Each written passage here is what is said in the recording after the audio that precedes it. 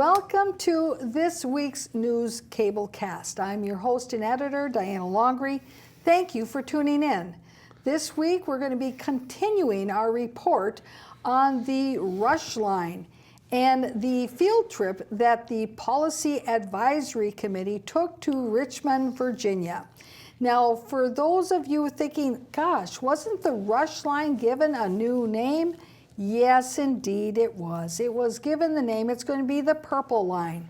But for most people out there, they think of it as the Rush Line because the Rush Line for years and years and years has been talked about and is going to decimate the Bruce Vento Trail. And everybody knows where the Bruce Vento Trail is. Now, to help me with this week's news report is my co-anchor, Mr. Kevin Berglund. Thank you, Mr. Berglund, for being here. Thanks for having me. Now, Mr. Berglund, you had an opportunity of going out to Richmond, Virginia to investigate the BRT that they have out there, the Pulse. And last week we showed some of your film footage of the route of the BRT. Today we're going to also show some other additional footage, and you also were tuning in to the recent Ramsey County Board meeting where a couple of the Ramsey County commissioners were giving a review and update of the field trip they took to Richmond, Virginia. Did you learn any new information from their little report that they gave? Well, both these Ramsey County board members are long time, many years Ramsey County commissioners. So you would think when they go out and take a junket or a field trip out to Richmond, Virginia, they would have something substantial, something significant. They would know where to look, what to research for, how to put it together, and how to articulate what they've seen. And of course, if you watch the October 8th Ramsey County Board, you see that Commissioner Vicki Reinhardt and Commissioner Rafael Ortega have really nothing new to add over what had been the talking points prior to anybody going out to Richmond, Virginia. Shock and awe. So, yes, I'm glad you brought that up. They're just basically reiterating the talking points that were established before they ever went out to Richmond, Virginia. And we pulled out that clip from our archives from the July meeting of the Policy Advisory Committee, where the policy committee members are being told what to expect of the trip and this the BRT in Richmond, Virginia. So let's take a look at that. On to item 9 and the upcoming activities. Yes, thank you, Madam Chair. One of the opportunities we wanted to bring to this group's attention is the invitation for the members of our advisory committee for community policy and technical for Thanks for coming. Peer region system trip to Richmond, Virginia. And I'm actually going to turn it over to Cassie, who's going to walk through the details of this trip. From past experience on other projects, these are often great opportunities to learn from what others have done well and learn from where others maybe would have done something differently, an opportunity to meet with leadership and take that information back to help to make a stronger Rush Line project that reflects the needs of. An opportunity to learn. How can we do it better? What would they advise that we consider? Okay, so I would expect as a resident then listening to the Ramsey County Board members who went on this trip that their summary would be something more than, oh yeah, it's pretty much all the same as what we've got here. But instead they would say, one important thing I learned was we should have stainless steel for our bus platforms because we've got winter and the salt corrodes the platforms if you don't use stainless steel, for instance. That was actually a tidbit that we learned from our interview with the project manager out in Richmond, Virginia, when we went out there and we did our investigation. We came back with knowledge. Listening to these county commissioners, you don't know that they came back with anything other than a suntan. Right, because this is the South, Richmond, Virginia, and it was warm out there.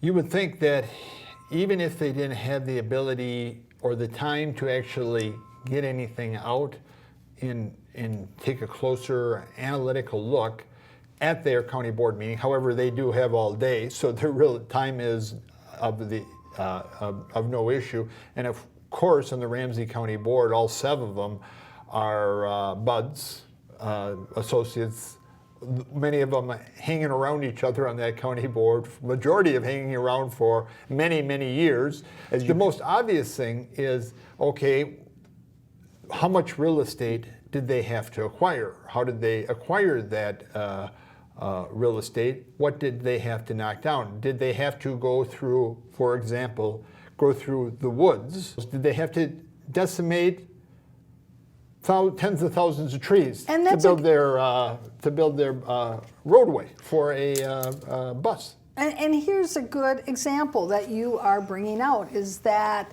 here with the Rush Line, they have to do this big, huge environmental impact assessment. Not that it's going to change anything, that's only going to give them what mitigation they have to do in order to do what they want to do. But they still have to do this big assessment. In the Richmond, Virginia BRT situation, did they have to do an environmental assessment, an environmental impact assessment? Well, when you see the route, I think you might agree with me that more than likely they didn't have to do any environmental impact assessment in Richmond, Virginia. But let's take a look at our next clip, where it's Commissioner Ortega giving his summary of his experience on the field trip. Commissioner Ortega, outside board and committee reports. Well, we spent most of the week, Victoria went along to Richmond, Virginia. We took a tour of Rush Line. I'll let her elaborate more, but we had a good turnout. I think about 35 people came along with us, included most of the folks along the corridor, the cities, 2 mayors, the mayor of Maplewood and the mayor of White Bear Lake came along. It was a packed day, I would say. We started at 8 o'clock sharp, and I don't think we finished till 5 at least. Always later than that. Yeah. So it was very good, and we've learned a lot, and it's very much like our corridor. Yep. The size of the city, the geography, except for the weather, of course, but it was a good trip. Good, good. So Commissioner Ortega says they spent the week in Richmond, Virginia. Then he proceeds to say that they spent a whole day talking with the people from the Richmond, Virginia BRT. And my goodness, it started at 8 and went till 5. And well, that the area is much the same, the geography's the same, everything's the same. Wow. We know that here in Minnesota, the Rush Line, the Purple Line, only has a small portion of it in St. Paul. That is the portion, that is the southmost portion of the route. The majority of all of the route then is in Maplewood and extending through White Bear Lake. If you've been on the Bruce Vento Trail, I want you in your mind's eye to picture the last time you were on the Bruce Vento Trail. You will see that there is a bituminous trail. Mr. Berglund, can you see this in your mind's eye? Absolutely. There's a bituminous trail. There's grassy shoulders on either side of it. There is a mature tree canopy over it. There are people who are on their bicycles going down the Bruce Vento Trail. There's people walking. There's a person down on the end there with their dog walking this way. There's kids on bicycles. That's what the Bruce Vento Trail looks like. And that's what the great portion of that area looks like. Now, let's take a look at what the Richmond, Virginia bus rapid transit trail looks like and the area surrounding it. Let's take a look. This is taken from the observation deck, which is the whole top of the building of City Hall, which is right next to the Richmond, Virginia BRT station. Let's take a look. So Mr. Berglund, go ahead and describe what we're looking at here. Well, this is like Minnesota has University Avenue. Their main street there, where the University of the Commonwealth of Virginia is on, is Broad Street. And so you can see the street there. It's a street, which is a old-time street, which is a busy street. Four lanes with bus lanes as well. Right, and we're up 13 floors, so you can, I believe, and so you can see where the size of the buildings are. It seems like there's a couple large buildings, but Does this look like Maplewood at all? Wow. That's what I think they keep thinking Maplewood looks like, but I haven't found that road yet in Maplewood. Is this what White Bear Lake looks like? Man, well, I guess, doesn't it look very similar? It's just that there's no lake right there.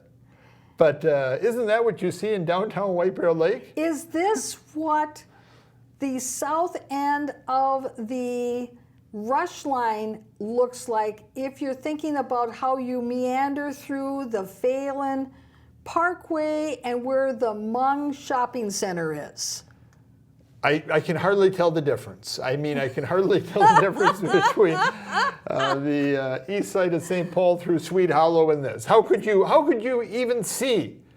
How could he? How could you miss it, right? How you would be confused You between know, the two. This looks like Sweet Hollow to me.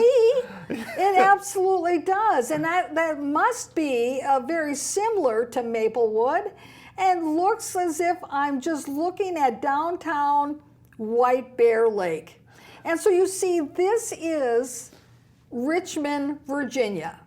And what we're looking at now is Broad Street, the very street that the Pulse goes down. Oh, and there's a bus waiting. The Pulse bus was waiting at the stop, waiting for the light to turn so it can proceed. Is that the Rapid Bus Transit? That is the Rapid Bus Transit. Waiting at a stop where there's no cars in the intersection. That's right, because you see, it doesn't have priority over the cars. The only cars that it has priority over are those that are in a turn lane that have to turn across the bus lane. That's the only lane of cars that the Rapid Bus Transit has priority over in Richmond, Virginia. So I think Commissioner Ortega has confused Richmond, Virginia and Broad Street with University Avenue in St. Paul moving into Minneapolis. I think that he is confusing Minneapolis and that light rail with what this vision is of Richmond, Virginia. Because certainly we do not see the geography of Maplewood, of White Bear Lake, or Sweet Hollow, or even the Phelan Corridor Parkway by the Hmong Village as anything like Richmond, Virginia. Now, let's return back to the Ramsey County Commissioners meeting, because that was all Commissioner Ortega had to say about the whole week long that he was in Richmond, Virginia, although he was only at one day of meeting, according to his report. So let's listen in to Vicki Reinhardt, who is the county commissioner serving the area of Maplewood and White Bear Lake. Let's see what kind of report she gets, or maybe she spent her time getting a suntan. Outside board and committee reports. I'll follow up on that a little bit. When Commissioner Ortega talks about the weather, it was 98 degrees out there. It was not their usual weather, and everywhere we went, people were apologizing for the weather. It's like we're from Minnesota. It changes all the time. But it was unusually warm out there. But I think that it was really an incredible tour, very quick as far as trying to get in as much as we could. We actually, what they have is it's called the Pulse there, and it is very similar to Rush Line in that part of it is in a dedicated guideway. It is bus rapid transit. And then some of it's on the road, mostly dedicated. And again, that's very similar to Rush Line. It has been operational for about a year and a half, I think. Okay, so we've got the weather report, and now again the same mantra that they keep saying over and over and over again, that the Richmond, Virginia BRT is so similar to the Rush Line that it's the same kind of setup, that there's the dedicated bus lanes, that there is the concurrent with the traffic lanes, and it's all the same. Now, last week we showed a composite of our traveling along the route of the BRT Pulse in Richmond, Virginia. So let's take a look at that again. And again, I want you to think to yourself, the last time you were on the Bruce Vento Trail, whether or not this seems similar to you or not. Let's take a look. Mr. Berglund, describe what we're looking at here.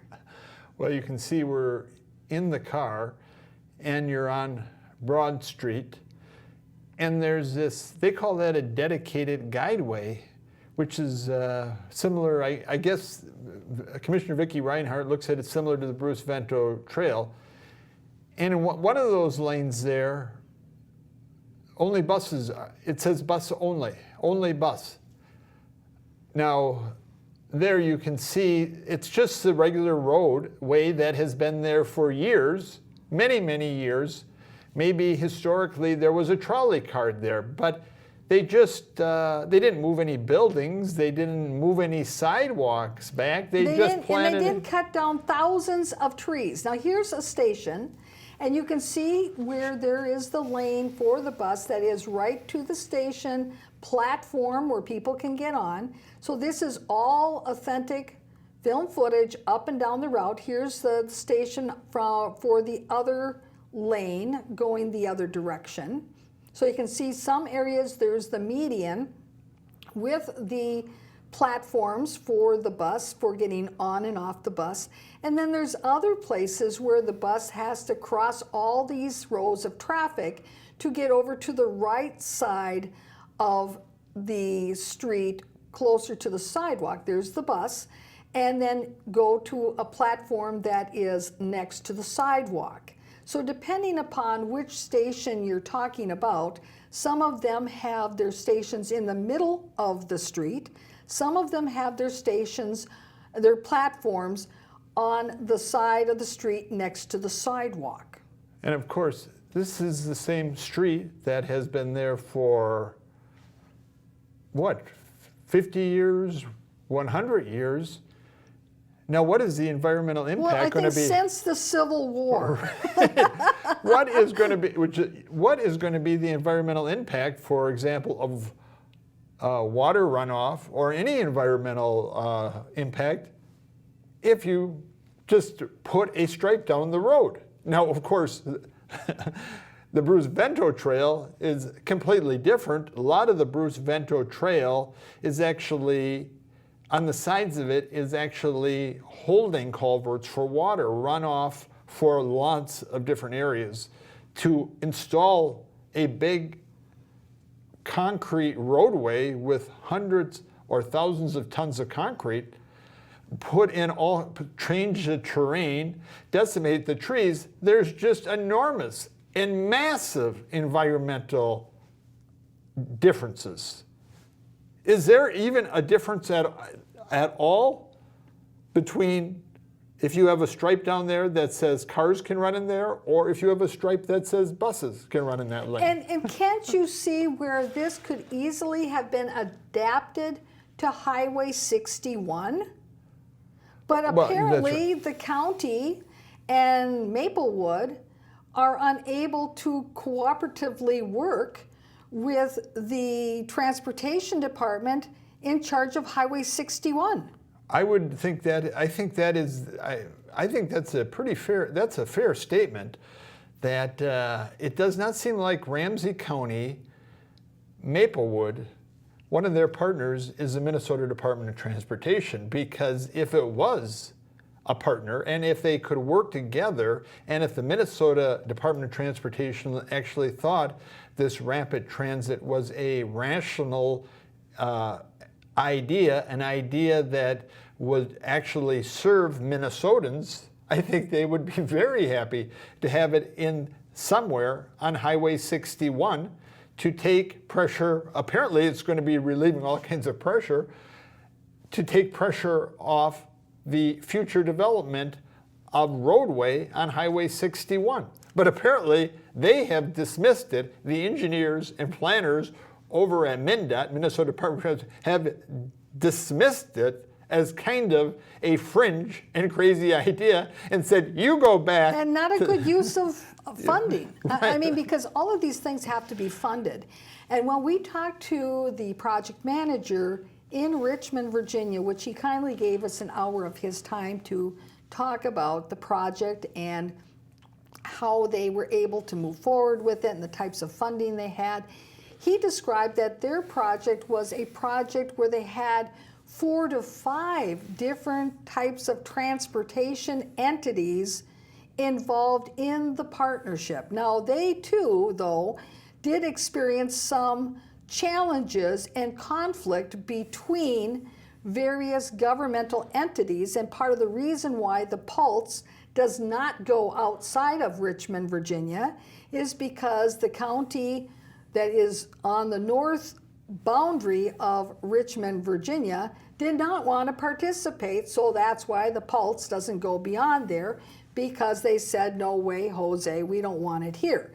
So that's part of the reason why the Pulse is only in Richmond, Virginia. It doesn't go to the suburbs. It doesn't go anywhere else other than just down, up and down Broad Street. That's all it does.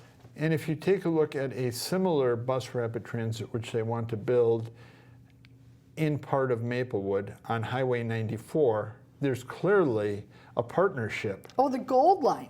Right. There's clearly a partnership with the Minnesota Department of Transportation. Here, of course, there is no partnership.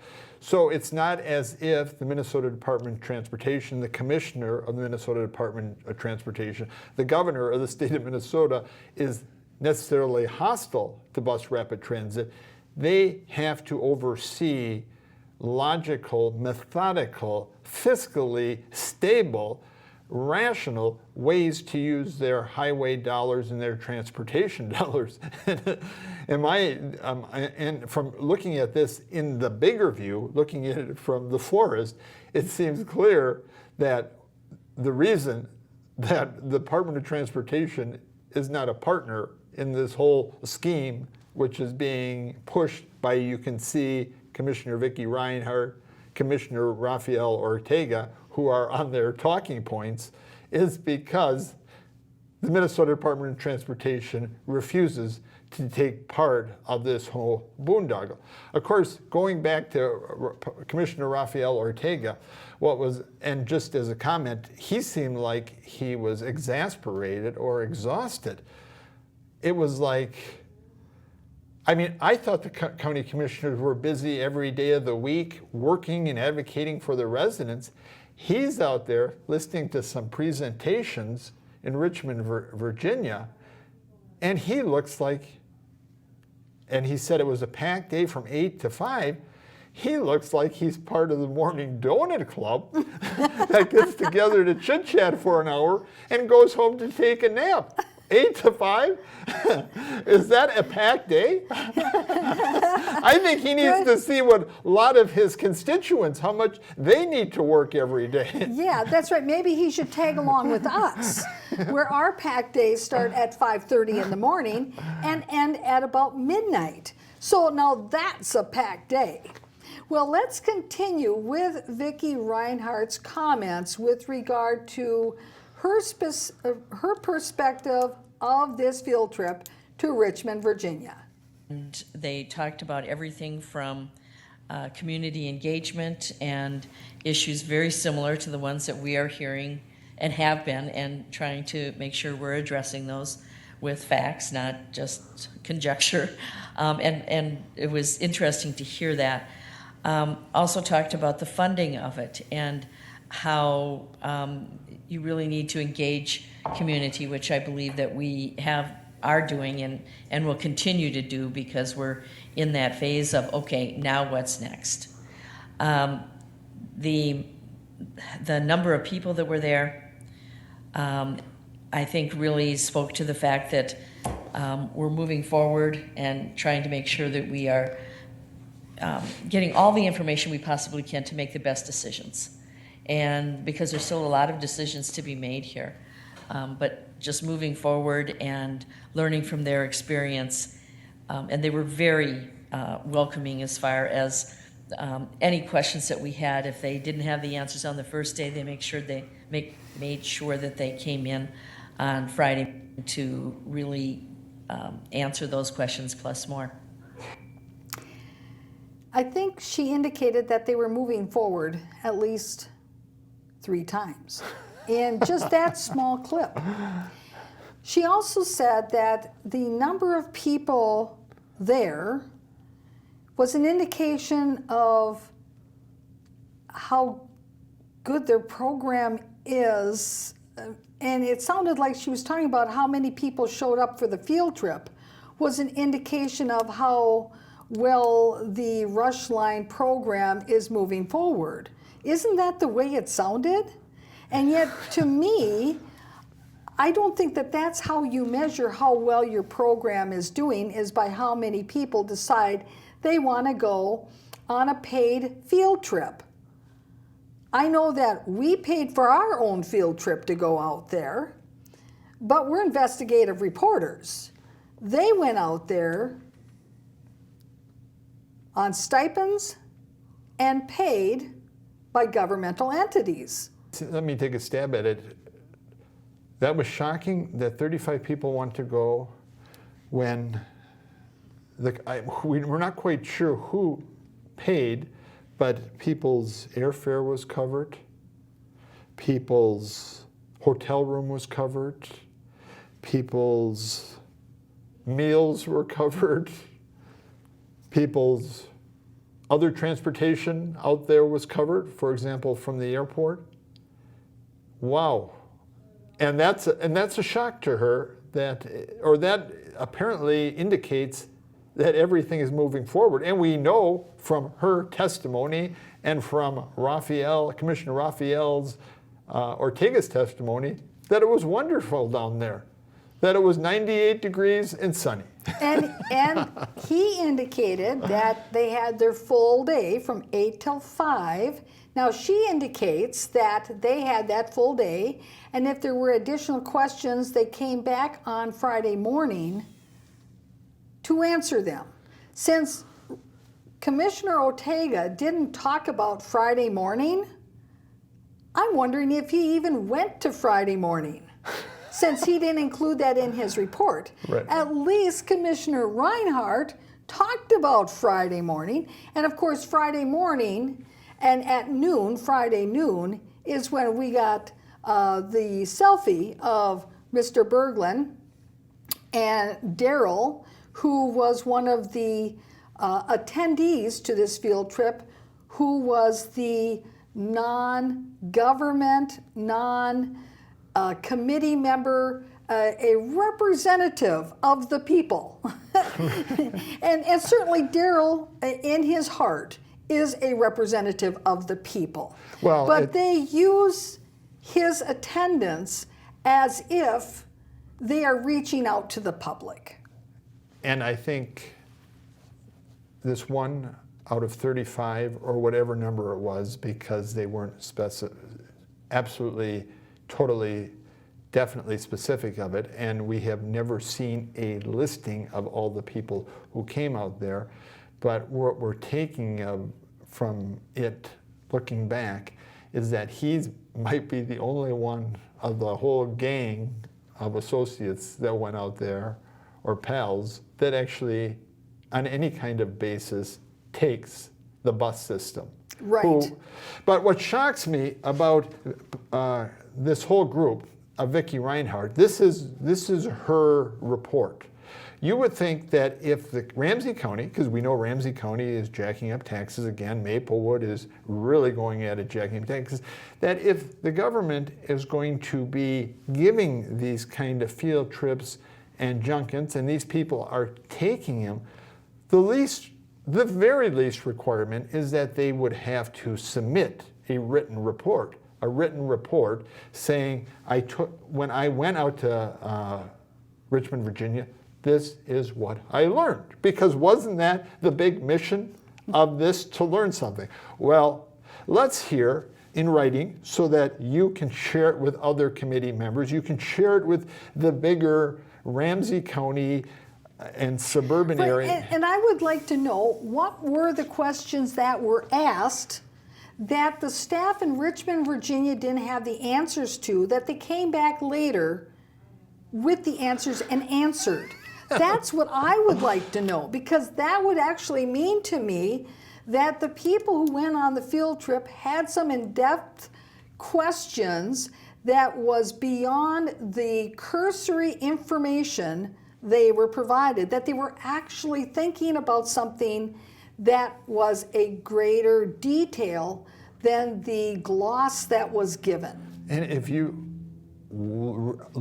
play back that Commissioner Vicki Reinhardt's comment, I want you to try to figure out what she was actually talking about. Right. What did any of that actually mean? We knew all they were they were moving forward. That's what she wanted to keep telling us. Moving forward, and they were getting away with it. I had that impression. We're still getting away with moving forward on this. But the question is, what did any of that other stuff what did it mean? It was just general throwaway a talk that seemed to be just the same old PR lines. Cotton candy. Well, we've got one more clip of Commissioner Vicki Reinhardt. Maybe we've done her an injustice, and maybe in this last clip, she will come through for us and give us a list of what she learned and the takeaways that she actually came back with that can be communicated to the public. Let's take a look. It's Mayor Stoney. I can't remember his first name. He met with us and actually had lunch with us and really, again, talked about the on the ground, what do you do when you've got a project this size and how does it go forward? And how do you keep people engaged? So it was incredibly valuable, from the Met Council to MnDOT to Ramsey County, the cities, businesses. I mean, we had a really good mix of people. Community folks. Yes, so many community folks. And just really, again, trying to, when we're looking at any decision like this, to be able to learn from other people's experiences is so valuable that you really can't put a price tag on it. But the timing was right for us, the timing was right for them, and I'm just grateful that we were able to really see it in action And so, the takeaways are important. Takeaways are important. And there were so many community folks. So many. So many community folks. She's been watching too many speeches of the president because he talks exactly the same way. There were so many community folks, so many good folks out there, so many. And yet that tells us nothing about what are you talking about.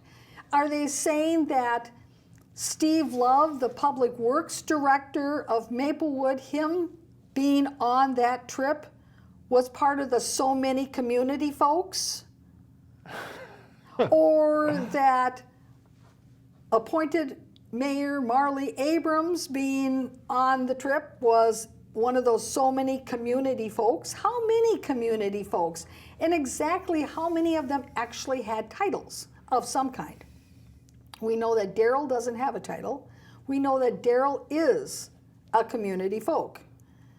And we're glad that he was on that trip because at least we, the people, might have had one person that was on there that isn't part of their financial system.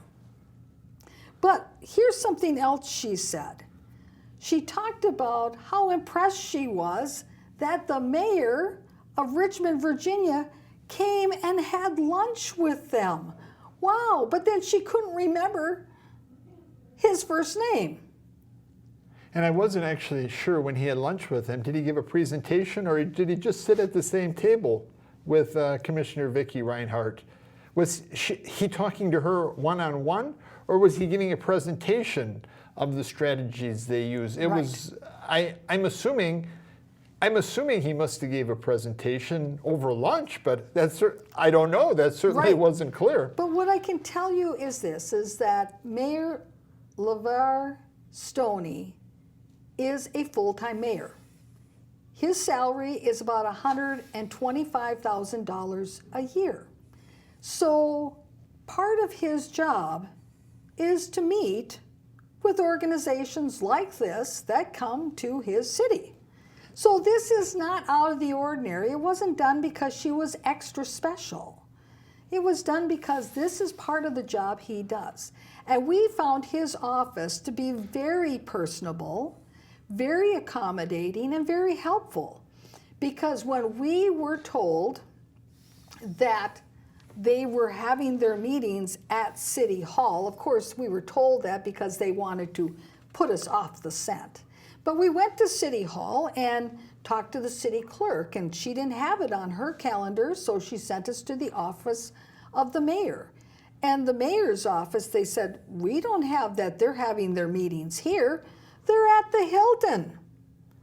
And they were the ones who were very helpful to us in understanding where this group of 35 people, how could you miss a group of 35 people, where they were meeting and where they were having their sessions on the BRT.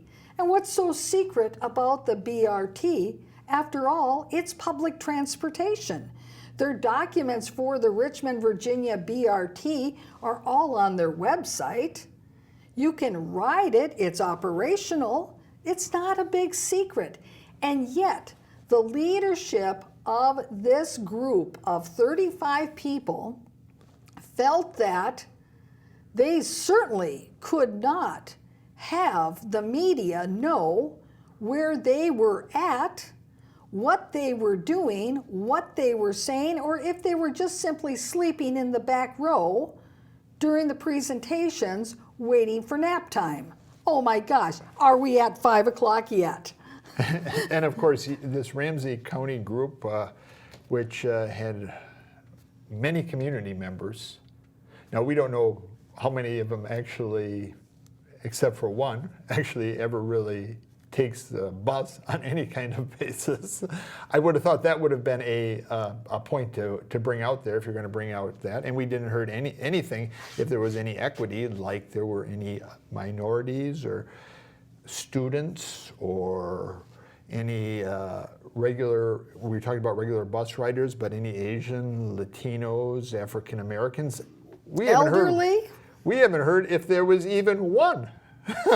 And I don't know if, in terms of elderly, if you watch Commissioner Vicki Reinhardt kind of wobble around, you get the feeling that she could have actually expanded what it's like to be elderly and to use this bus system on how if she could carry a bag of groceries and a Or bottle two. of milk. Yeah, that's right. I mean, that's something she could have. That's right. With this system, with this BRT system and the platforms, would she herself use it to go grocery shopping and then haul home a couple of bags of groceries on the BRT? That's an excellent Whether she was question. doing it in her hands or in some sort of a shopping cart, Right. how successful she would have been. And you would have thought that at least one person on that trip would be looking at that issue, because that kind of issue is a real practical issue. Well, yes, because we are told that it is to serve the community, that it is to be an equalizer in equity.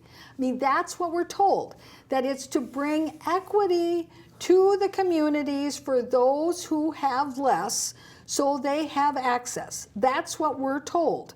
Now, if that's the case, then the people who are on this field trip should have put themselves in those shoes and said, okay, if I have 2 small children with me and I have to go grocery shopping, can I go grocery shopping and haul along 2 small kids and then drop one off at the daycare and the other one at school while I'm on my way to work with my handful of groceries? Right. Okay, that's what we're talking about here. Okay, and by the way, after work, she has to go to her doctor's appointment before she picks up the one child at school and the other one at daycare. And hopefully the milk hasn't soured in her grocery bag by that time. Okay, so let's continue with a clip from our archives, which is from that Policy Advisory Committee back in July, when they were talking about the makeup of the people who are going to go on this field trip. So this now is Sue Vento, who's the representative for the Maplewood area. She's the representative on the Metropolitan Council. Let's hear what she thought it meant to have community folks attend this field trip. Is serving as our Ramsey County point person, organizing the trip and all logistics. So Yes, thank you. you send the questions to her. Good job, Cassie. Madam Chair, I'm not able to attend, but I have a request as far as the plan. I hope that the stakeholders include riders. I think it would be really good to get their viewpoint on it. And a question of all of the stakeholders, what would you do differently now that you've had this experience? So that, you know, what have you learned that you want to pass on to us? Absolutely. I think that would be really beneficial. There. Okay, Sue Vento, she has this understanding that some of the stakeholders should be people from the community, those community folks, ones who specifically ride the bus. But did she do a follow-up to confirm that those community stakeholders were involved? And what I see at that policy committee is I see a lot of white people. Look through the camera. Did you see anybody who wasn't white? Well, I know there was one Asian lady there, and she's running for the city council. So would you call somebody who's running for the city council on all kinds of city commissions already and completely plugged in the system, Miss Tao, Terry Tao? Would you consider her a community member? I don't think she's a bus rider. But my question is, of that 35 people who went out there, how many of them are not white people? We know that one is not a white person. The worn out, exasperated, long time, what is that, 20 years, 25 years, County Commissioner Rafael Ortega. But what kind of equity is it if you're sending all these, I got a lot of time on my hands, I'm driving an Escalade, Vicki Reinhardt around town. What kind of equity are you talking about if these are the people who are going to be evaluating the system? And it's like, again, it's that same old system. You got a lot of wealthy, white, older people making decisions for a lot of renters, minorities, Asians, Black, Latinos, And people who without are- them being involved. Right, with people who have to feed their kids. Right. And make sure that they can get to work on time and pay their bills, because that's what's at the heart of their day-to-day life. And the one thing that Commissioner Vicki Reinhardt made a big splash about is how welcoming they were down in Richmond, Virginia. Now, that she by implication says that they're welcoming in St. Paul, Ramsey County, Minnesota, but it of course is just the opposite. We found the mayor's office, the city hall, the planners down in Richmond, Virginia to be extremely welcoming. And it's exactly, diametrically, totally different from the experience you're going to get up in Ramsey County, where they apparently had a very packed day from 8 to 5, but yet, and they're transparent up here, but there has been no agenda, to the best of my knowledge, published of what their packed, overwhelming, exhausted day that they incurred, or any day incurred. Welcoming in in Richmond, Virginia, absolutely. In fact, the one gentleman who was the community member said that was his experience down there is there's a lot of Southern charm, and we got to find some way to bring that back here. Now, I think he was being diplomatic because it was just so obvious that they were so helpful. Well, there is this big issue about the makeup of the group that got to go on this junket. Originally, we were led to believe that it was only those individuals by invitation who were on the Policy Advisory Committee for the Rush Line. That's it. And that nobody else was going and nobody else was invited, other than, according to Sue Vento, that there was going to be certainly at least one community member that would go, a bus rider. We identified that individual, that's Daryl, because Daryl identified himself to us as that person. Indeed, he went.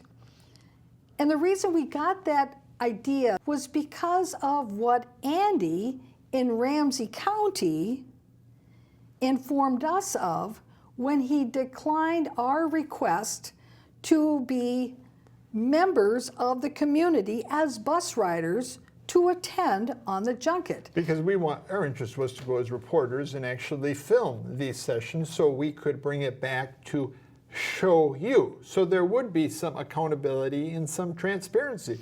Our idea was to find out what the great benefits of that they were being presented, what the disadvantages, the opportunities, the strengths, the weaknesses, and the threat, and show you long pieces of extended video footage. And certainly, if the BRT in Richmond, Virginia is a successful BRT, wouldn't that be an excellent story to communicate to our viewers in Minnesota?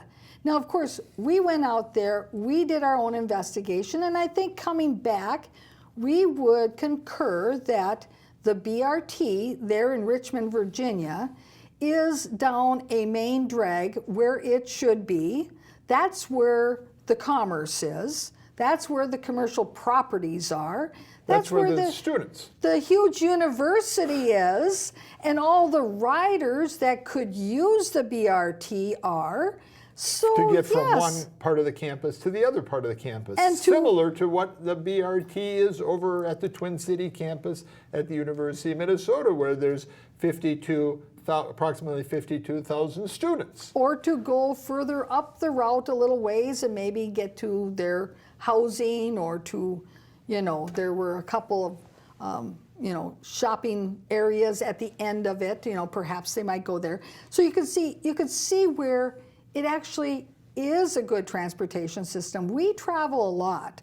And so we do use public transportation a lot in many different communities. So we know the difference between a good public transportation system and one that just doesn't make it.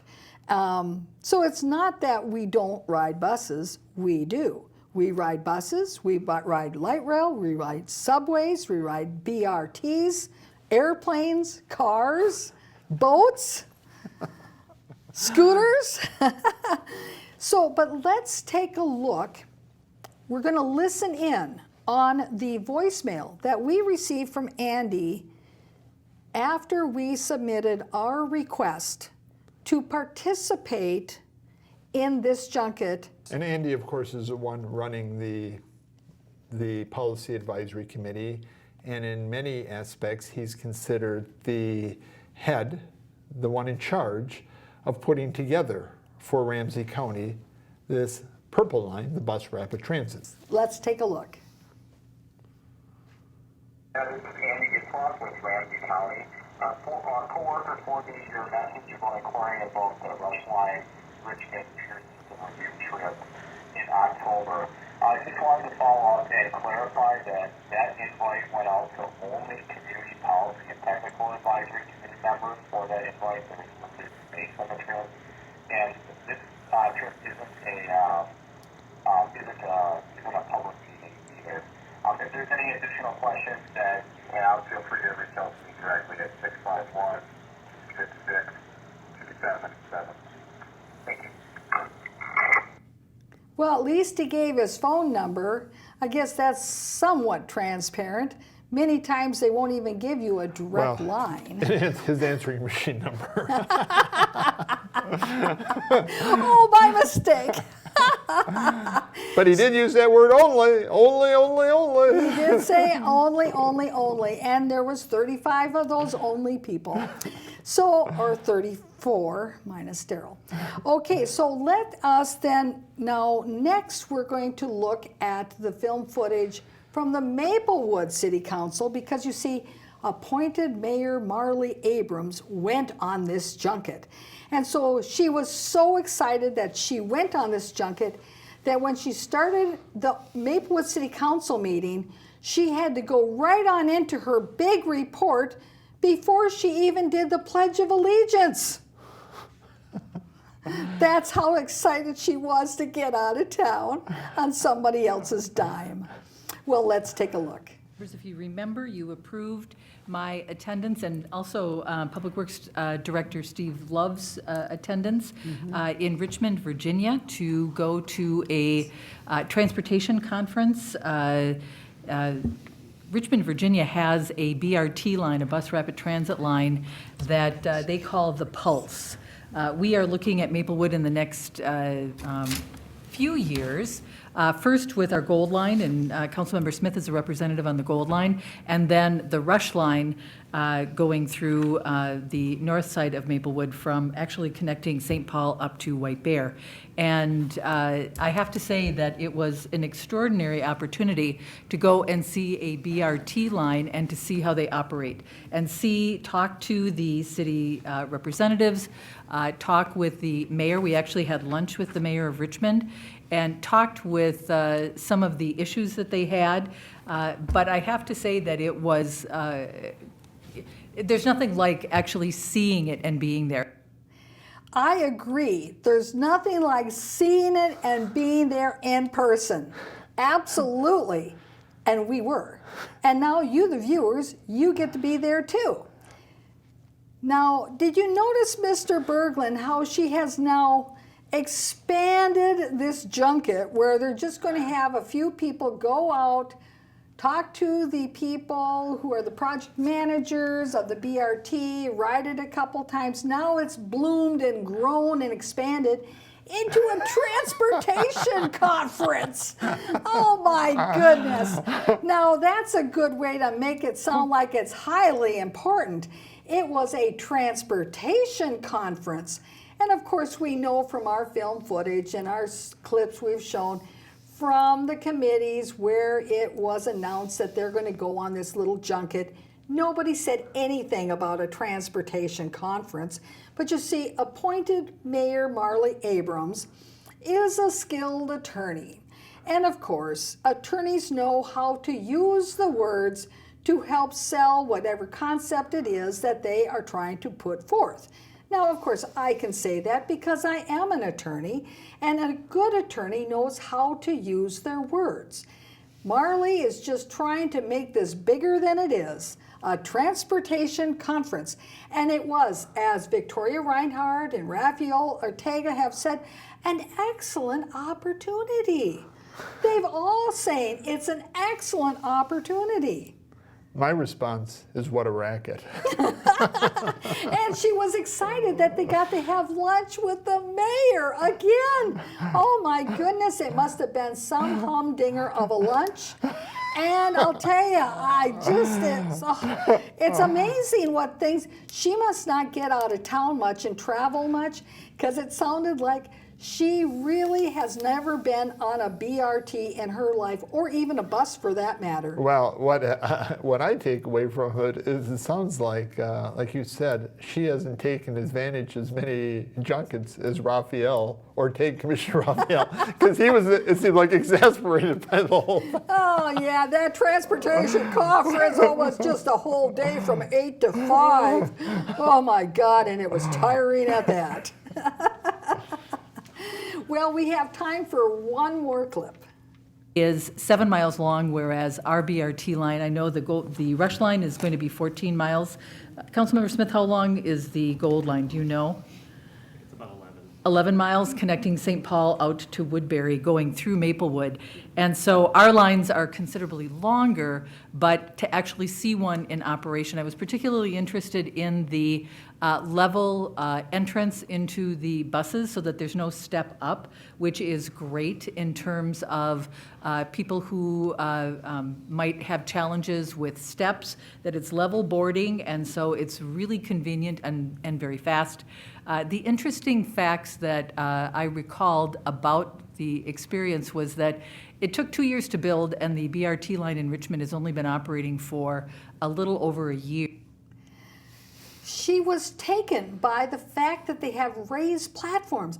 Like, this is an invention she has never encountered in her life. You know, all she's got to do, quite frankly, is just drive down Larpenteur from Maplewood into Roseville, get to Snelling, and get on one of the BRT elevated platforms in Roseville and just ride the BRT to her heart's delight right there in Roseville, only a few miles away. Maybe she could get out of the one right in front of Harmar Mall.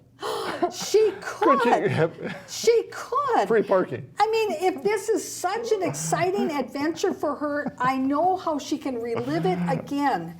Just go to Roseville, get on the BRT, and ride it up and down Snelling to your heart's delight. To your heart's delight. Oh, they probably haven't had the opportunity to do that yet, have they? Oh, no, that'll be next year. They'll decide, let's take a field trip to Roseville. No, they won't do that because they won't be able to stay at the Hilton in Roseville. Well, Mr. Berglund, we've come to the end of our newscast this week. But we have more film footage, and they've got more meetings coming up where they're going to be talking about the findings of their junket. So we're going to be there. Well, they say they're going to be talking about them. You're saying they may not talk about them? Oh, yes, they're just going to talk about it as a glorious, wonderful, excellent opportunity that they had, and just keep it all to themselves. Well, thank you, Mr. Berglund, for being here. Thanks for having me. Viewers, thank you for tuning in. Please tune in again next week as we continue this investigative report into the Rush Line boondoggle of the century.